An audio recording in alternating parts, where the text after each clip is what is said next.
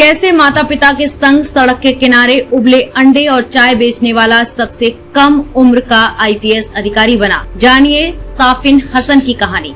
दोस्तों, आपके अगर सपने बड़े हों तो आपका संघर्ष भी बड़ा होगा, और आपका संघर्ष बड़ा होगा तो आपकी मेहनत भी बड़ी होगी, और अगर आपकी मेहनत बड़ी होगी तो यकीन मानिए आपकी जीत भी उतनी ही बड़ी होगी। इस बात को सच कर दिखाया है देश के सबसे कम उम्र के आईपीएस ऑफिसर बनने वाले साफिन हसन ने। ये एक प्रेरणा स्रोत कहानी है गुजरात के सूरत में रहने वाले साफिन हसन की। साफिन हसन एक मध्य वर्गीय परिवार से थे। साफिन अपने माता पिता के साथ गुजरात के सूरत में रहते थे। शुरुआती दौर में उनके माता पिता सूरत के एक डायमंड यूनिट में काम करके अपने परिवार का गुजारा करते थे, परंतु कुछ ही दिन बाद किसी कारणवश उनकी माता पिता की नौकरी चली गई। नौकरी चले जाने के बाद उनके परिवार पर तो मानो दुखों का पहाड़ ही टूट पड़ा। नौकरी चले जाने के बाद उनके परिवार की आर्थिक स्थिति काफी खराब हो गई।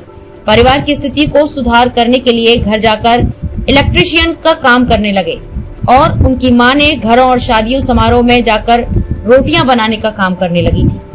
परिवार की आर्थिक स्थिति इतनी खराब हो चुकी थी कि कुछ पैसा अतिरिक्त कमाने के लिए साफिन हसन के पिता और उनकी माता जाड़े के दिनों में सड़क के किनारे उबले अंडे और चाय बेचा करते थे। अपने परिवार की पालन पोषण कर सके और हासिन की पढ़ाई में कोई दिक्कत नहीं हो, साहिल अपने संघर्ष के दिनों को याद करते हुए कहते हैं कि मैं अपनी माँ को सर्दियों में कभी पसीने से भीगा हुआ देखता था। मेरी माँ 3 बजे सुबह उठकर 15 से 200 तक रोज रोटियां बनाती थी, और इतनी मेहनत के बाद मात्र कुछ हजार रुपए कमा पाती थी। साफिन हसन ने अपने परिवार को हमेशा पैसों की तंगी से जूझता हुआ देखा है। अपने परिवार की इन परिस्थितियों में देखकर साफिन हसन ने जीवन में कुछ करने की ठान ली। अब वे समझ गए थे अगर कोई उनके परिवार को दयनीयता को बदल सकता है तो वो खुद हैं। इस दिन से उन्होंने ठान ली कि अब वे अपने सपनों को पूरा कर ही रहेंगे। साफिन हसन ने अपने एक दिए गए इंटरव्यू में ये भी बताया कि उन्हें यूपीएससी में आने की प्रेरणा कहां से मिली है। वे कहते थे कि जब स्कूल में पढ़ते थे तब एक बार उनके जिले के जिलाधिकारी ने उनके गांव का दौरा किया।